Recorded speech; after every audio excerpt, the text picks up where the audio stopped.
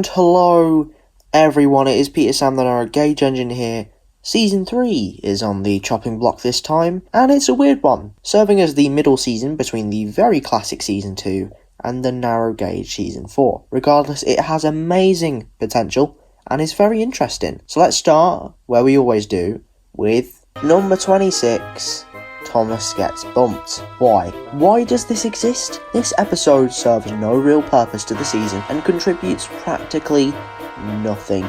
It's a forgettable little tale with an underwhelming crash, if you can even call it that. Don't get me wrong, I think it's harmless, but that's sort of the problem. The problem is that it's kind of underwhelming and it's just plain old boring. All in all, it serves no purpose, and I'm just gonna move on. Number 25, The Trouble with Mud. Again, why? Why is Gordon so out of character in this episode? And it's hard to watch since he's in a large chunk of it. The James stuff in the second half is okay, but it's a concept repeated in later seasons. At least this episode makes me feel something though. That's more than what Thomas Gets Bumped gave me, apart from general confusion. Apart from that and the beautiful scenery, this episode is a gut-wrenching pain. Number 24, One Good Turn.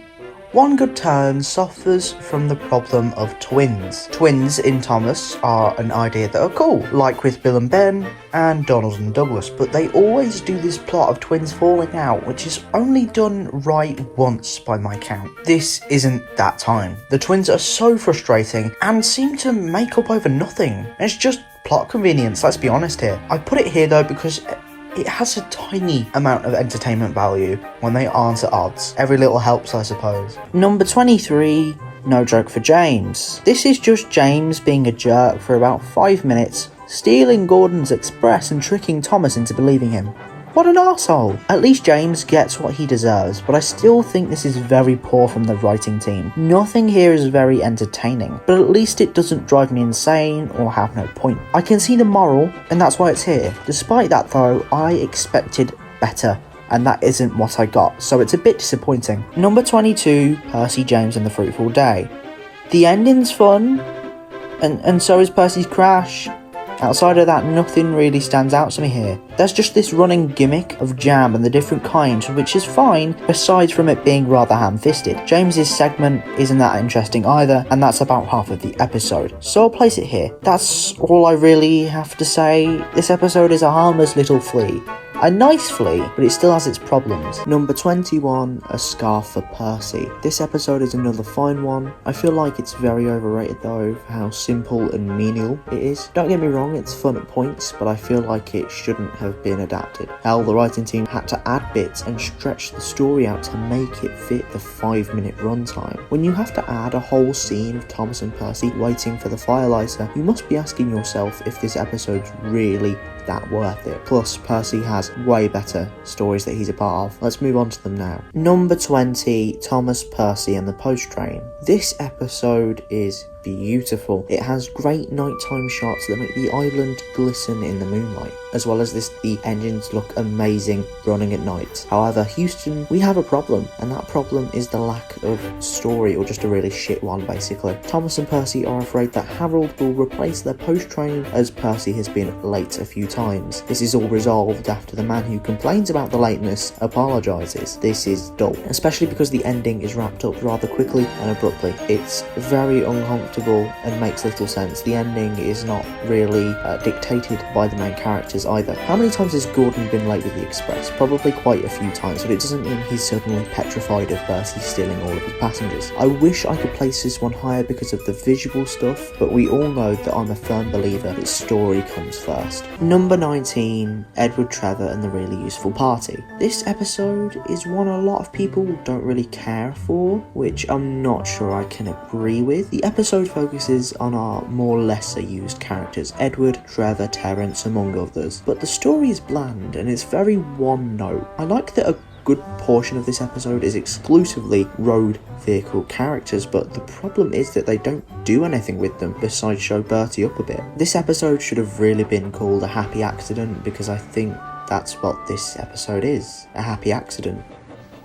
Should have called All Engines Go that as well. Number 18, Mavis. Mavis is your standard introductory episode to a new character, but I like this more than the bland, dull ones from season 2 because this one has a story that firstly fits Mavis, and secondly, it is actually stimulating to my brain. In Daisy, the rail car just whines and has a tantrum before the episode just abruptly ends. Here we have a clear and concise beginning, middle and end. I'm not trying to argue that this episode is amazing because it's not that entertaining or funny. The best bit is with Diesel, and he's only there for a single scene. But what I am saying is, it's a clear improvement on introductory stories, and I like it. Number 17, Tender Engines. Now last time I ranked this way too high. The problem with this episode is that it chickens out. It's afraid to go too dark and connect Gordon and the Flying Scotsman. So what we really get in the end is just Gordon being paranoid for half the runtime, a weirdly useless Flying Scotsman cameo, and Henry getting grumpy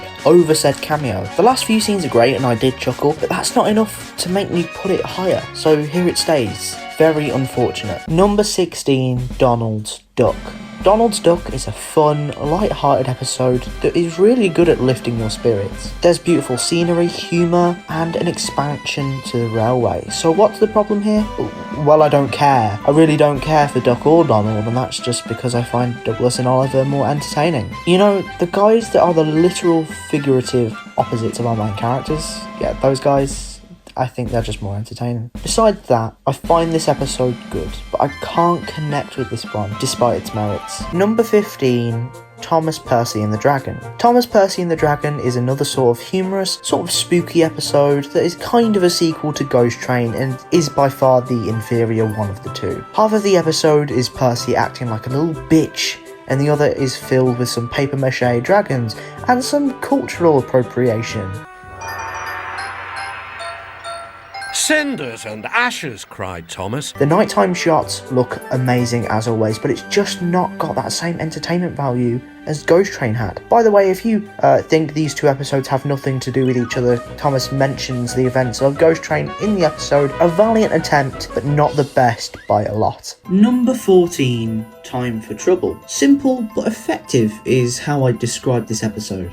It does the James and Toby conflict well, it does its little bits of humour well, and I think the story is clear and concise. The only problem is it's not got enough specialty and there's no gimmick or super memorable moment. For that it goes here. However, I believe that it is pretty good and I like it. Decent, but not too much to comment on. Number 13, Heroes. Going right in the middle of this list is Heroes. I think most people can understand why. There are a lot of great special effects, it has great entertainment value, and it develops upon Bill and Ben's characters. However, the story is average at best, and it makes no sense. Bill and Ben are fooled by trucks, and then rescue people when the clay pits collapse, proving they're heroes. Does nobody else see the problem? There's no resolution to the actual problem created. Bill and Ben being tricked is the problem, so the resolution should be about either getting their own back, or learning not to be so gullible. I do love the second half of this episode, but a major rework of the story is needed. This is what I mean when I call episodes having a first draft story. This is a great example of what I mean. Number 12, Bulgy. Bulgy is a character I love. He's a stubborn vehicleist, if that is a word, and very stupid. Pairing him with characters like Duck and Oliver work, and I do like Bulgy's comeuppance and how he's left beside the tracks to rust, even if it is very kind of dark. Although I must ask, who lives in the house he's left beside? Is it the driver or some random farmer? Why would you agree to having a giant bus on your lawn? Besides those minor questions, this episode is very enjoyable. A great one, to be sure. What a double-decker dude. Number 11, Diesel does it again. Okay, we all know I have a problem with Diesel here. He doesn't act like himself and he's a lot more childish and pettier, but this episode's good. I'm sorry for going against my word, but I still enjoyed this one. The crash was fun, great morals are presented, and above all, the story made sense for once. This is great, especially because it's a writer's story over an Audrey one. It almost made the top 10, and it really has surprised me. Bravo. Diesel does it again. you have impressed me. Number 10, Buzz Buzz. Buzz Buzz is still just as humorous as it was a year ago. James is great, so is the stupidly animated bee that killed Walt Disney off if he didn't die 3 decades ago. The overall plot is good too. Boko and Trevor getting appearances is also nice. And apart from that, that's all I really have to say. It's just really good, no real problems, and quite a few positives. Number 9, Oliver Owns Up. Oliver Owns Up is not as good as I made out to be before. I'm prefacing that now. The story is great and so is Oliver, but we get much better stories with him and there's much better in season 3 in my opinion. Oliver Owns Up's story is simple. Oliver gets a big head from the other engines and overestimates his own abilities, causing a crash. He learns a lesson, yay. The crash is inventive as well, and Oliver's character is heavily entertaining, although sometimes annoying. This episode gives a moral that works more for everyone. Don't get a big head, overpraise, or don't give so much praise that it gives someone a big head. I like it, but I just think that the following episodes are better. Number 8, Thomas and Percy's Christmas Adventure. Notice how all the Christmas episodes so far have been in 8th. I kind of did that on purpose. Thomas and Percy's Christmas Adventure does an amazing thing through the villagers giving back to the engines. It's not something really done, and that's what makes the episode all the more magical. The snow and the sets are used greatly too. The waterfall and the small village are really and just attractive as well. The story itself is sweet too, but I think the Christmas theme and the magic it brings makes it deserve its spot here. Number 7, Gordon and the Famous Visitor. Wow, what an episode. When I rewatched this, I was pleasantly surprised. City of Truro looks amazing. Gordon's personality is so amusing, and the special effects are great. Like, that dome looks so good. I'd really like to see the behind the scenes of this episode, like, a lot, because, like, it's really interesting. Also, that end in such a roast, especially because we have no idea who mocked Gordon. Could have really been anyone, but I kind of hope it was Edward. All around, just an amazing episode. Number 6, Toby's Tightrope. Wow.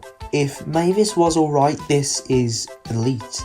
Toby's Tightrope has action, suspense, great character interaction, stellar set design and special effects. I could go on. This episode also serves as the learning curve for Mavis, showing that actions sometimes have disastrous consequences, and it's why she's so tame and domestic for the rest of the show. Nothing is bad here, and the story is excellent if you couldn't tell already. I would put this higher, but these next entries are so good, so let's move on to them now. Number 5, Trust Thomas. Now this is my jam. Thomas is notoriously an arsehole throughout the first 7 seasons of the show, which is one thing I don't really back. However, this episode is different. This episode features Thomas being kind, sadly gullible, but happy and helpful nonetheless. And then he gets dealt a really shit hand. He also helps out some of his friends along the way, and this is just one of those all-around feel-good type episodes, which I really enjoy. Number 4, Percy's Promise. Percy's Promise is the episode that solidifies Thomas and Percy's friendship,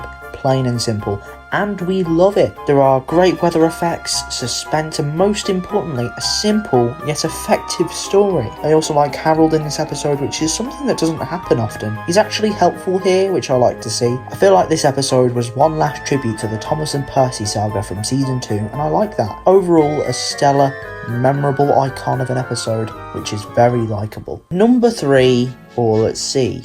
All at Sea is the best Duck episode ever. Now you can probably assume I don't like Duck by now, which is correct, but this episode I must tip my hat off to it. It's a deep one and yet it's so light and cheery. Harold's kind of an ass, but that really takes a backseat to Duck's desires of wanting to explore beyond the horizon. The best bit of this episode though is the moment it clicks for Duck that he is better off where he is. It's a great story with a great moral. Also, I can't talk about this episode without mentioning the ending. Mere words can't describe how good this ending is, so I'll just play it for you. Duck still wonders about the lands beyond the horizon, but he enjoys being with friends most of all, and I think he knows that sometimes the best travels are those we can only dream about. Don't you? Number 2, Escape. Now, do not shoot me, for I can explain. Realistically, this and my number 1 pick should be tied, because I can't choose between them. However, Last time I put this episode in first, and I feel as though it should be the other episode's turn in the spotlight. Escape is a wondrous adventure, like some sort of Mission Impossible or Prison Break story. Douglas has a small learning curve in this episode that doesn't really add much, but that is a B-plot to the rescue of Oliver and the underlying reality it represents. Steam engines have been a dying art for ages now. This episode helps shed light on the reality of that and gets audience intrigued by the reality of it all. But despite all of that, there is one episode that at the time of making this video and the scripts, I believe is better. Number 1, Henry's Forest. Henry's Forest is a bittersweet episode, and one coated in sadness, rebuilding, and just gives some long-lasting, beautiful character development to Henry, who is so kind and sweet in this episode. He reminds me of the Iron Giant in a weird way, but by God, the sets. The ruined forest is sad, but the beautiful and thriving woodland is so majestic. This is another episode with a superb ending that isn't as emotional as All It Sees, but one that was still able to tug at my heartstrings.